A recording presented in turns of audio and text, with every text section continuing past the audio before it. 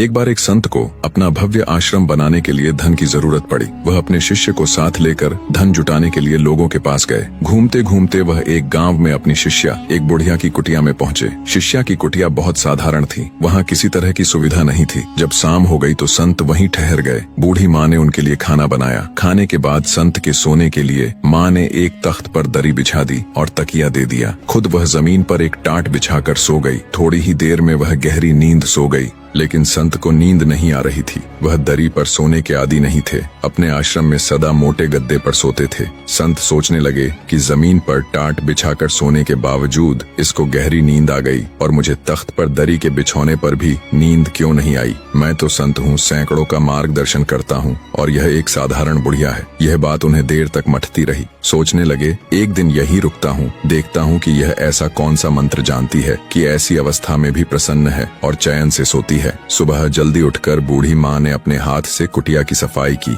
और चिड़ियों को दाना खिलाया, गाय को चारा दिया, फिर सूर्य को जल अर्पण किया, पौधों को पानी से सींचा, गुरु को प्रणाम किया और कुछ देर बैठकर भगवान नाम का स्मरण। आंगन से तर्कगारी तोड़कर भोजन पकाया। गुरु को प्रथम भोजन करवाकर फिर उसने ग्रहण किया। दिन में आस पड़ोस की बच्चियों को बुलाकर उन्हें हरि कथा सुनाई, हरि भजन का ज्ञान दिया। फिर संध्या पूजन, रात को पुनः सादे भोजन का प्रबंध और फिर सोने की तैयारी। गुरु सोचने लगे, आज फिर नींद नहीं आएगी, पूछ ही लूं कि क्या रहस्य है। संत ने पूछा, माँ तुमने मेरे लिए अच्छा बिछौना बिछाया, फिर भी मुझे नींद नहीं आई, जबकि तुम्हें जमीन पर गहरी नींद आ गई। क्या तुम्हें धरती की कठोरता नहीं सताती? क्या यह चिंता नहीं होती कि कैसे अपने लिए अच्छे भोजन का नरम बिस्तर का प्रबंध करूं? इसका कारण क्या है? तब बूढ़ी महिला बोली, गुरुदेव जब मैं सोती हूँ तो मुझे पता नहीं होता कि मेरी पीठ के नीचे गद्दा है या टाट। उस समय मुझे आपके वचन अनुसार दिन भर किए गए सत्कर्मों का स्मरण करके ऐसा अद्भुत आनंद मिलता है कि मैं सुख दुख सब भूलकर परम पिता की गोद में सो जाती हूँ, इसलिए मुझे गहरी नींद आती है।